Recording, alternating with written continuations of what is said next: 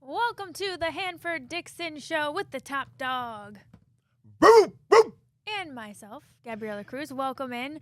I know it was a Browns loss. Actually got our butts kicked, let's be honest. But Well, you notice with that bark, it came just a little bit late because yeah, it wasn't. It was like I want to bark, but not the enthusiasm. yeah, I wasn't feeling it today, Gab. I Yeah. mean, today is one of those days where you just not happy. You know what I mean? And we're gonna get into all that, but just wasn't happy. But anyway, tell me. I always like to start the show. I want to find out, what was your day like yesterday? What Yeah. did you do? Where did you watch the game? And tell me a little bit about that. I know that's your favorite question. You're always like, yeah, I just can't wait to talk about what I was up to. Yeah, because you know what? It's weird. Bones, you got to understand this. I love to know where Gab is and what she's doing. I see her. I don't care if she's out somewhere. I'll You're my personal stalker, let's be honest. like I'll see her on Euclid or something like that, and I'll send her a text. What are you doing on Euclid? Or what are you doing in that building? Who are you with, Gab? So you know what? Because I talked to your dad, and he told me to keep a close eye on you and watch out for you. So that's what I'm doing. Well, I talked to your dad and your mom. So, I know. You ran into him in the grocery store. I did. We had a good conversation. Can't too. get rid of this guy, to be honest. Well, tell me about you yesterday. Okay, yesterday it was a little out of the ordinary, or out of the norm, I should say. I usually go to my sister's house. We have Sunday fun day. We're watching the game, or we go out somewhere. But I ended up streaming the game on my phone, doing my laundry, and cat sitting for a friend. So I went over to her house, put on the game, and sat with her cat. It was a real rager. Well, remind me not to ask you again, what did you do during the game?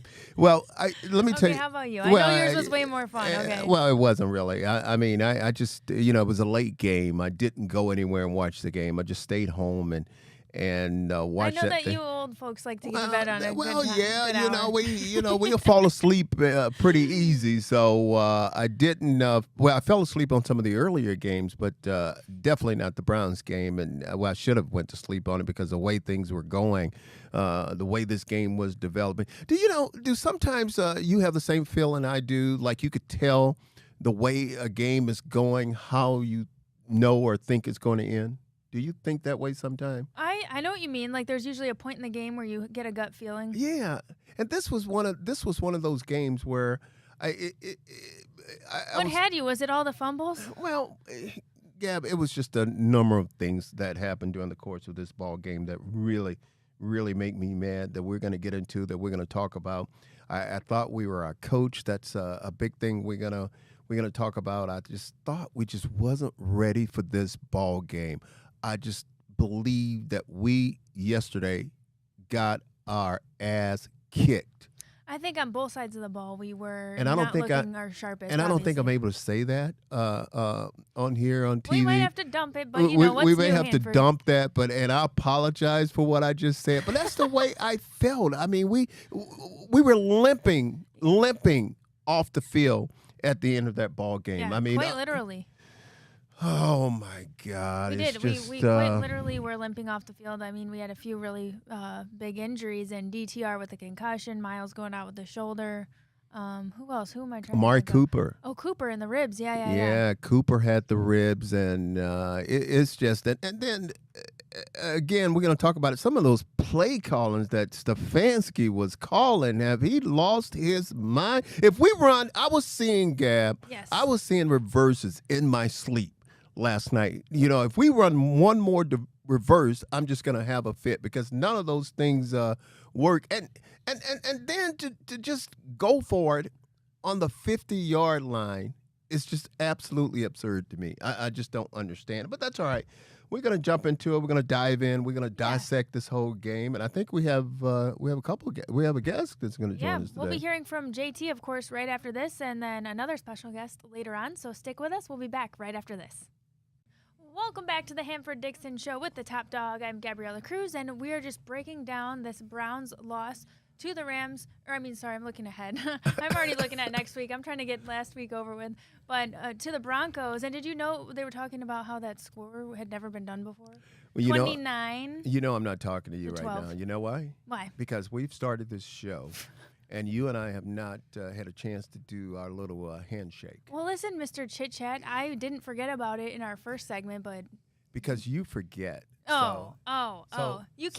So pull before the we do it, reverse. can we go right now? You just Let's Uno go. reverse. Come on. Fine. You better not mess this up. Don't forget the rock up top, baby.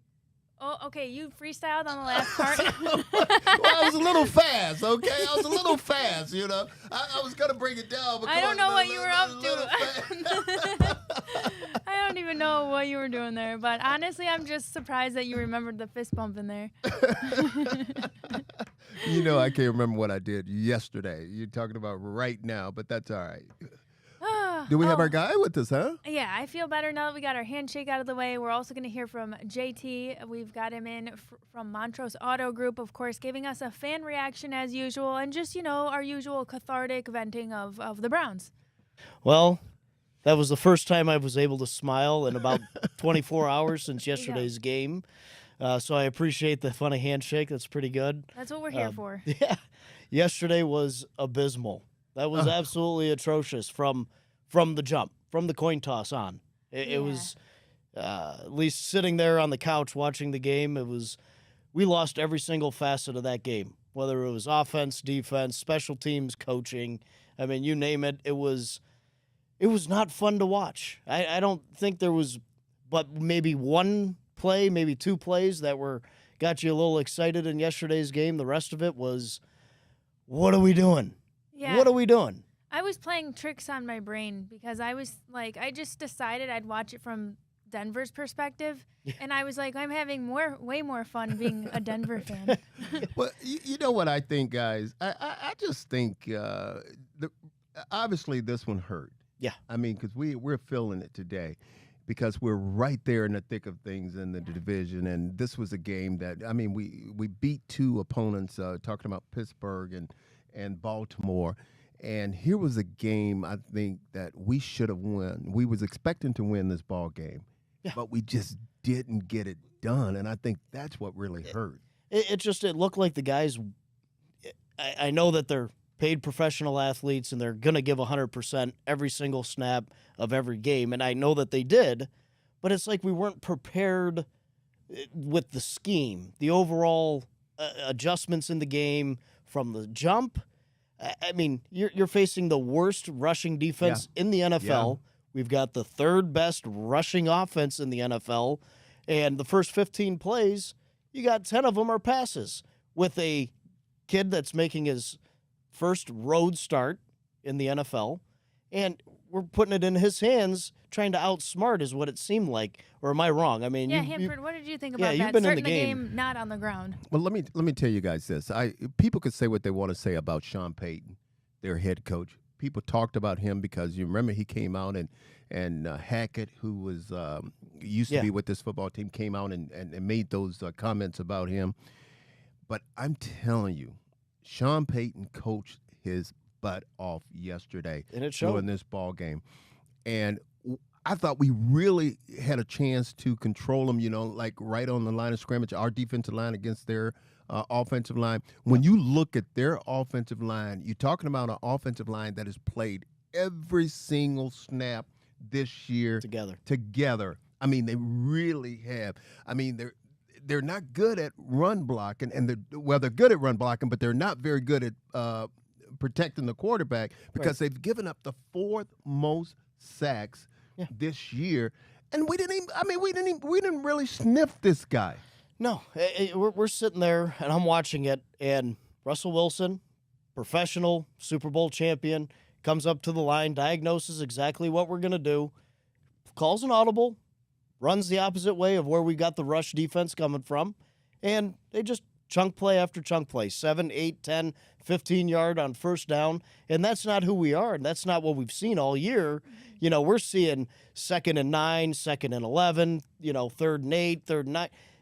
You never saw that in yesterday's game in that first half, and that's what was frustrating. Gabby, let me tell you this. JT knows his football because let me tell you why. Because that's why I said we got our coach yesterday. Yeah. Because Sean Payton and those guys, when they looked at the defense that we were in, you're exactly right. And Russell Wilson came to the line, checked off right away, and they was just, I mean, they were running the ball anywhere they wanted to on us, and they was killing us. Yeah, and you could have an entire 11 guys on defense be first-round draft picks, and you're still going to get out-schemed. Yeah, I mean, the ability to adjust and adapt on the fly, I think. It's tough, and we're not even talking on the offensive side, which was just, God, that was so frustrating to watch. You know, I don't know where they're going to go. I don't know what they're going to do. I know that you got to forget it, clear it, move on to the next one. Let's prepare. We're still in the thick of it, like you just mentioned.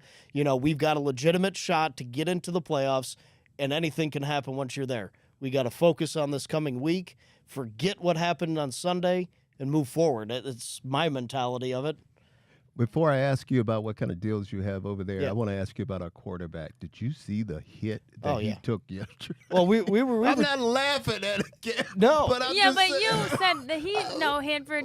Hanford says he just loves defense. He doesn't care. Defensive guy. He doesn't You care come who from it is, what side, what team. Yeah, Hanford, you come from a different era. I mean, I grew up, late 80s, 90s, watching as a little kid. Ronnie Lott was the most feared man, and that hit yesterday was a tenth of what Ronnie Lott would have done in that position with to DTR. Let me tell you something. Ronnie cut his finger off during a game and went back in the game. I had to Google that. That's all. I had to Google to make sure that you weren't just pulling my leg out. It's here. a different day and age. Unreal. Tell us what's going on at Montrose. Well, it's end of the month right now. It's the 27th. Between now and the last day of the month, we're absolutely cutting and doing everything we possibly can. You can go to gomontrose.com. A lot of the manufacturers have come out with a lot of really, really attractive specials right now to close out the month ever since Thanksgiving. So it's been a full court press, and the manufacturers are finally giving us some support. Tell us about the stores and the location. So we've got a Ford store in Fairlawn. We've got a Chrysler, Jeep, Dodge, Ram, and Chevrolet and GMC out in Ashtabula. Kia in Sheffield Lake, and then we got a Jag Land Rover Volvo off Brook Park Road in Parma, and a GMC Nissan store out in Hermitage, Pennsylvania. All right. So go to gomontrose.com. You can see the whole lineup right there. Sweet. Thanks so much for your time and for really such a thorough analysis. So frustrating. Our fan reaction. We have to get out of this segment because Bones over there is going to kill everybody over there. Yeah, we don't have any more time for no more handshakes. JT, thanks so much for your time. Thanks. We'll be back right after this. Welcome back to the Hanford Dixon Show. We were just breaking down this Browns loss, Hanford, and I feel like everyone and their brother on the radio, we're already dissecting so much into this game that it's exhausting, and we need a little bit of a high note, on our show. One of the cool things is that we get to talk to a lot of your former teammates and pals of yours who've played the game and played the game for, a long time. And we actually have a very special guest we're bringing on today in NFL, 9-year NFL veteran. 7 of these years played with the Browns and the others with the Colts. We're bringing on Reggie Langhorne. Langy Well, Bangy. What's up, Langy Bangy? Gabby, how you doing? And Hanford, always a pleasure, my brother. How you doing today? I call him Langy Bangy. That's cute. And we won't get into why I call him Langy Bangy, but I call him Langy Bangy. I'm so okay. I'm done with you. Can you get canceled off your own show? I know it. Hey, dog. Hey, Gabby, you got to understand now. He went to Elizabeth City now, state. Yes, you know what? And I really had to Google all about this. I played Division III, so I really understand and empathize with the fact that you played Division II. And look at what a masterpiece his professional career turned into. Hey, Langy. Everybody have to understand. See, Langy, as you guys know, played wide receiver. I played defensive back. I played corner, and we used to have to go against each other. We had these classic battles. Yeah, how was practice? Oh my God, we had these classic battles. It was Langy, Brian Brennan, Webster Slaughter. Who else was over there with you guys, Langy? Eric it was Metcalf came Killer, later. which is Gerald McNeil, the Ice Cube, and Clarence Brothers, and Big Pounder Glenn Young. Tell them about them battles, dog. We had some battles, didn't we? we had a lot of strong personalities in our section as far as the receiving core. And between you, Minnie, and Felix, and Chris Rockets, and Al Gross, y'all had some pretty big personalities there. But I guess Marty instilled that work ethic that when we were going at each other to prepare for games, we went at it. And it was a great competition. I think we all learned from it. I think we all found out. You get a lot of respect from guys when you go hard in practice and they give you their best and we give them your best. And it just seems like at the end of the day, it worked out for our team as a group. How did you end up as a wide receiver? Okay, so now because I feel like you started on defense. Yeah, I started off as a safety in JV. There was no little league. I'm from a place called Smithfield, Virginia. There's back in the mid to late 60s, early 70s, there were no little league for guys of my color. So we started JV. I played safety, and then we had I went to offensive guard and linebacker my second year of JV. Then I played defensive end, was all conference as a sophomore. And then I went back to defense as a junior, and I kept intercepting the ball from all the receivers.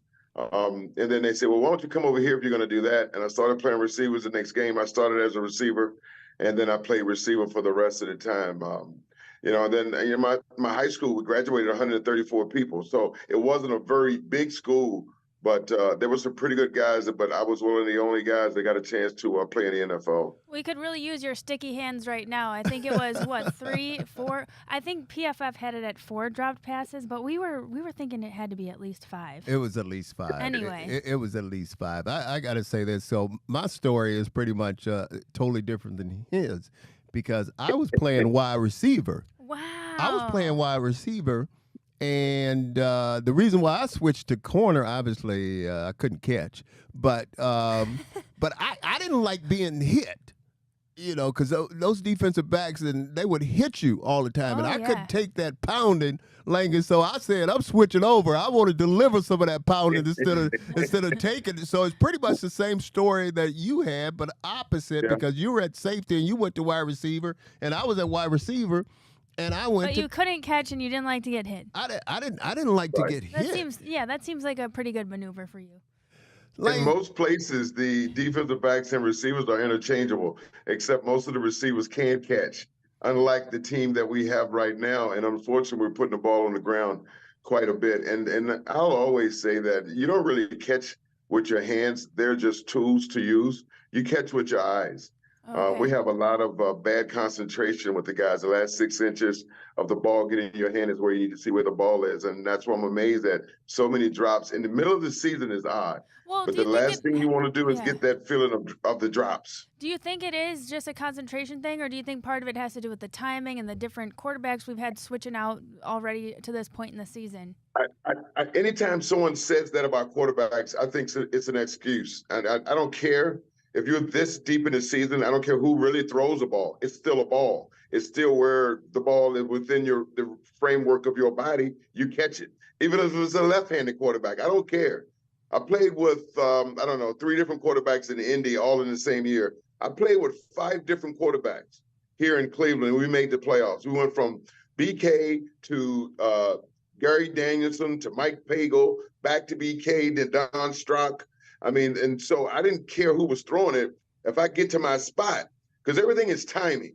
The whole idea is whether it's bump and run or whether it's zone coverage, the idea is get from point A to point B at the timing of the play, the ball's delivered, and prepare yourself for it to be anywhere. You got to remember that your quarterback is under duress most of the time. That's sometimes not. And none of them are perfect. You're not going to get the perfect pass in the breadbasket. It's simply this. If both hands touch that ball and you don't catch it, it's a drop. Well, I want to say this, Reggie, Minnie and I, we figured out that if we can cover you guys in practice, the game was going to be pretty much a cakewalk for us because that's why we went at it so hard with you guys and you guys with us. But Reggie, looking at this game yesterday, man, I tell you what, I felt like this was a game that we should have won. This was a game that we should have beat this football team. What's your overall view after watching this whole thing of this game yesterday? Missed opportunities. I mean, missed opportunities where they had an opportunity for me in the Pittsburgh game weeks ago when they, passed the ball on what we all think was a running down, and then the Seattle game when they gave up the late score. And yesterday was the same way. I mean, even when it was deep into the third quarter and we're only down by 5 yards, I was amazed that we didn't run the ball. Actually, even all through the game, you were never out of the game. Right. You can't tell me that a team is 32nd against the run. I mean, they're there for a reason. They just put you anywhere. Right. You're 32nd because everyone runs against you. And that's a horrible job by what we did, I think, as far as our play calling yesterday. I was just about to be on the good side of Kevin Stefanski. I was really trying to buy in because they were winning. And the minute I think I start cheering this guy on, I go, you got to be out of your mind and sit here and watch this stuff. But why That's my puppy. That's my puppy playing with a squeaky toy. I'm gonna go get that thing from her. I'll be right back. Okay, go ahead. But what I was gonna say, Gabby, is obviously we have a new quarterback in, okay, and then we're talking about we had a new quarterback in, talking about DTR, and then PJ went in. Yeah. What the hell are we doing trying to throw the ball that much when we can run the ball the way we running it? I agree with you. That was crazy. Listen, Tom, I think, I don't know if everyone thinks that one guy is smarter than the other and we're going to outcraft them. I believe. Sometimes you impose your will against a football team. And we have the people, the personnel up front to push the power. We have some nice little running backs. No, it's not Nick Chubb. We get it. But we've had success doing what they've been doing by running the football and great opportunities, and they refused to run the ball in those times yesterday. Take the ball out of your quarterback's hands. They are not the stars of your team. Yeah. The I think other Jerome players Ford are. was averaging 7 to 10 yards and still not a whole lot of production there. 'Cause like you said. Right. And then, the three running backs that we have, they're running by committee. I mean, these guys are very capable of getting it done, and they've been getting it done. But well, I don't say God. I'm just saying, damn it.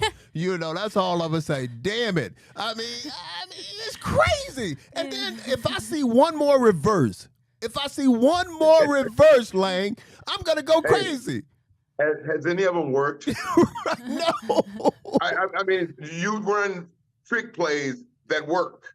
I don't know if we've seen that play work this year. Has it? Maybe you need to stick to the bare bones of what works before you get allotted, you get the license to go trick plays. What do you think? Yeah, I mean, I have to say this, guys, and Lang just hit on it a little bit, Stefanski. Langhorne, I don't think Stefanski was just our coach, which I think he was our coach, but also when you look at, I think all of them were out coached yesterday. You got to look at Jim Schwartz on defense too, because Russell Wilson was coming up to the line, Lang. He was checking off, and I'm telling you, every time he checked off, they was just running right on us, man. They were calling traps at the line of scrimmage. With the two defensive tackles having a little space in between them, and all they were doing was cross blocking. Somebody was coming down and women the inside tackle, and then somebody would come back and cross the other guy. And that's why those gaps were so big. They were pushing the defensive tackle in the back of the linebackers, and they couldn't scrape and get to the play. They did an excellent job with their run protection yesterday. Denver did, and they ran the ball on us. They did what we should have been doing to them. And that's simply running the ball down their throat. And it would have been a close game in the fourth quarter. You would have an opportunity to win this football game. But the way it went, it took you right out of the game, out of your mojo. I always have this little bit of a problem with the inability to adjust on the fly for us as a group. We get stuck in situations and we can't seem to get ourselves out of it. I mean, we've had some nice wins. The Frisco win was great. The Baltimore game that we played a couple of weeks ago is great, how you played against those teams. But to be consistently good, you had no reason to be losing to Denver. It's going to be tough to play there, the altitude, blah, blah, blah. All that stuff is real. But the idea fundamentally, we do not play very good football in situations like we were in yesterday. He had no reason to lose that game. Gab, what we're going to do, too, is I know we have to take a break. We're going to come back because that place, whenever we play Denver Broncos, that's a special place to us because we've lost some doozies there. So we'll get into that when we come back. Thanks so much, Reggie. We'll be back right after this. Welcome back to the Hanford Dixon Show. We were joined by Reggie Langhorne, and it's so interesting to get his insight, Hanford. Let's bring him back into our three-shot boom if you could, because we have more to pick his brain about. First of all, this is one that just I feel like the Twitter universe and people are always asking about. You kind of alluded to it, Reggie, but does the altitude have anything to do with your play, or you think that's just a no-brainer, everybody should be playing above? I think everyone knows that the altitude is going to be an issue. And sometimes it takes a series or two to kind of get adjusted to it because most teams won't go out there to practice. But normally it's not that much of a major difference. And I say that because I played 4 quarters out there before and had no issues. Now, we also were out there once we were losing 21-3 and we went 2-minute drill for 2 quarters. That's a lot of running. That affected me quite a bit. Yeah. That affected me. But as a whole, I don't think, everyone goes up there every year. Denver's gotten beaten at home. I mean, I don't, and this is not a good football team. And so the altitude, to me, had nothing to do with the turnout of that game yesterday. Langy, I have to ask you a question. I mean, about we talked about it there, how they was checking to the line. They were able to run the football on us. Our defense, supposed to be our strength, yesterday wasn't so. Tell me about that defense. How do you think they played yesterday? Well, a lot of bend don't break. I don't like it when they give up the big runs and allow teams to run down their throat. We've had problems with that before, but not every week. And usually when they have a down week like they did yesterday, they come back real strong the next week. And for me, they kept us in the game. Mm-hmm. I mean, they made them kick some field goals. They pushed them back out of field goal range. I mean, remember, they scored late in the game to make it look like it was a big win. But this game never got out of hand until that reverse.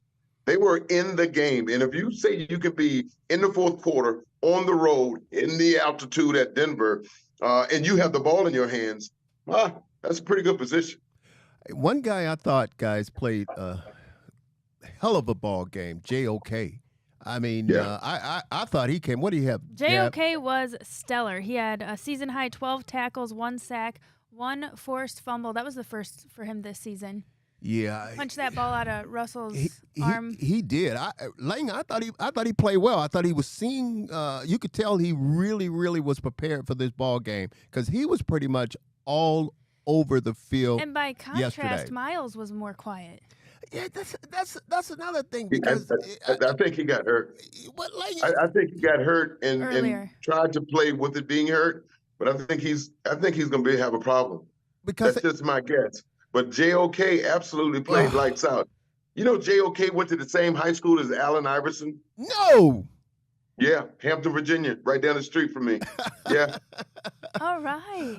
But and I agree with you about Miles because Miles said he heard something pop. Yeah. I think he did in that shoulder. So it's going to be interesting. Hopefully we don't lose him because he's the backbone of that defense. But what I was really surprised, Lange, because when you look at that offensive line, I mean, they've given up, like, before yesterday's game, 32 sacks, which was the 4th most in the National Football League.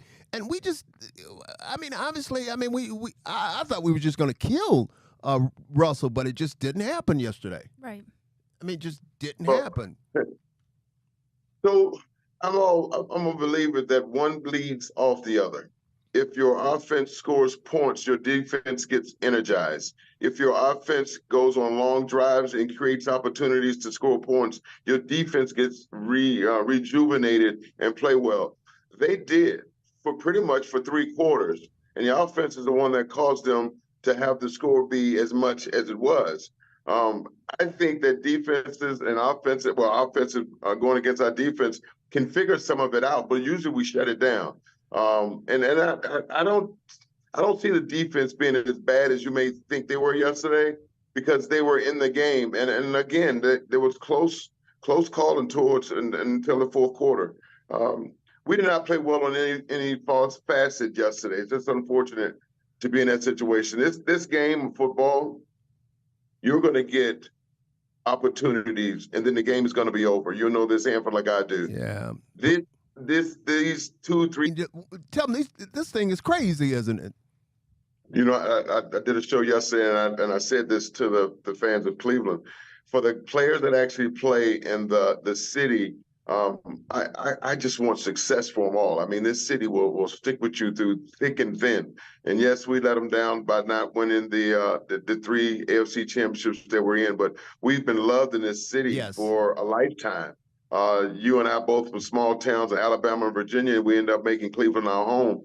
But I hope that the coach, I hope that the veterans on the team can make each guy aware that this opportunity that you have to play football is a godsend. It is absolutely a gift to be able to do it. And these games that you can never get back, I wish we could go back to this playoff game. Maybe I could have done that better. It doesn't work like that. You won't get the Denver game in Denver on whatever it was, November 26th yesterday, to play again. You can't get it done. So I just know at 7-3, now 7-4, if they keep getting injuries and if they've got to minimize mistakes and shooting themselves in the foot, and it's detail is what makes a difference. Because Kevin Stefanski thinks every play he calls should be able to score a touchdown or should be a great play. And I get it. And a lot of them he calls, they are good calls, but the guys don't execute it.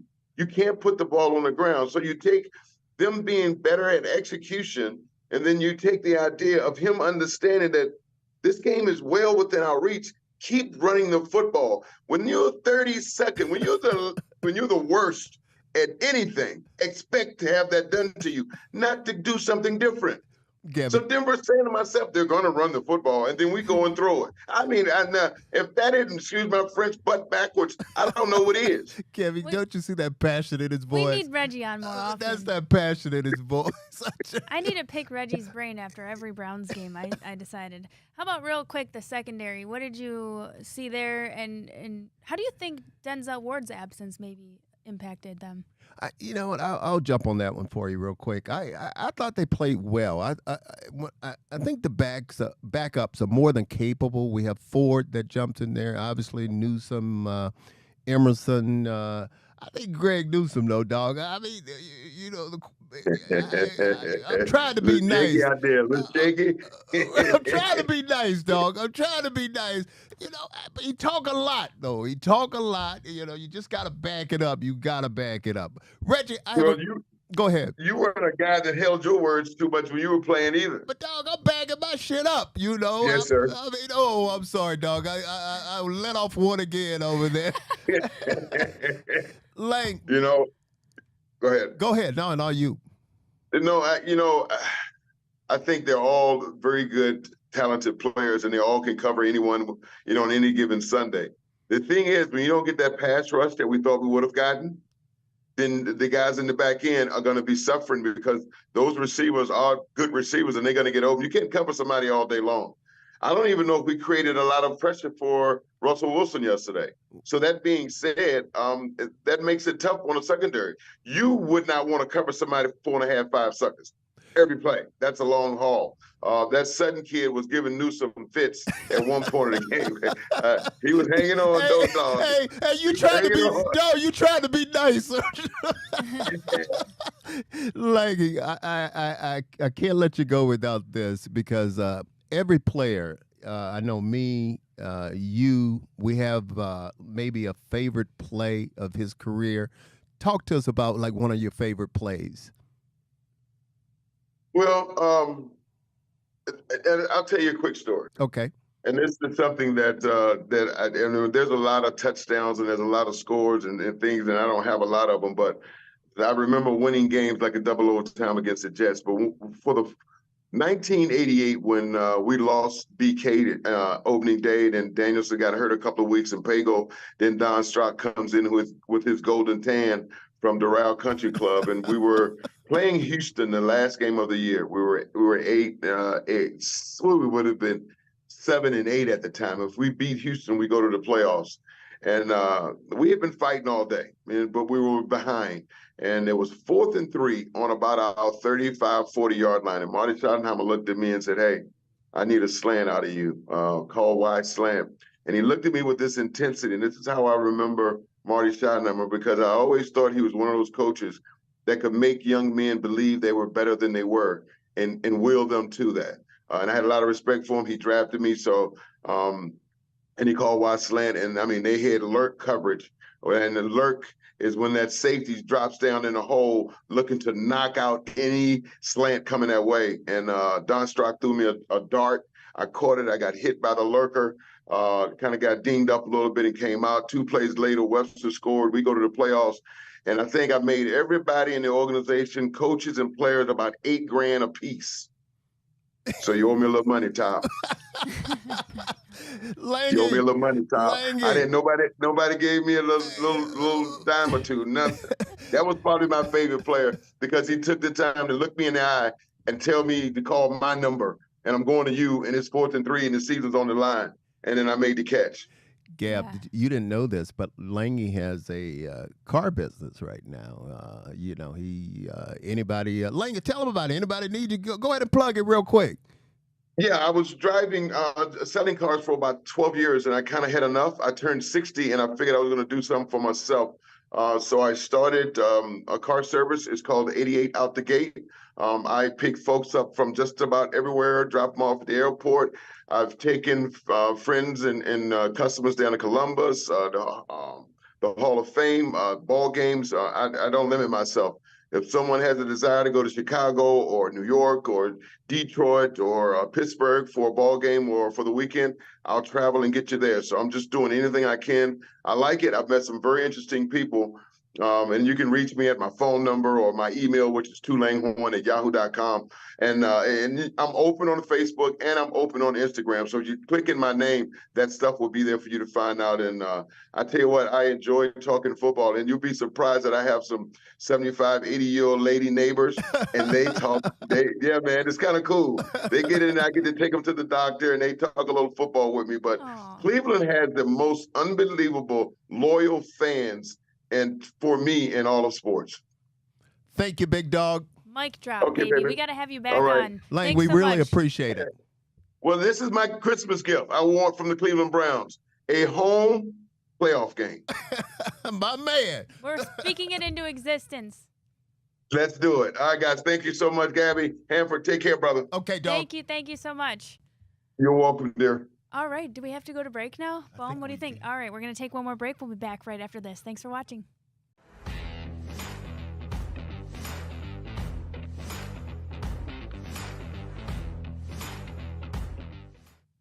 Welcome back to the Hanford-Dixon Show. I'm Gabriella Cruz. What a treat to have Reggie Langhorne on. He's so great. You know what? You was just reading my mind. I was just thinking about that, and I said, obviously, everybody that comes on our show, the only reason why they come on our show is because of you, not me.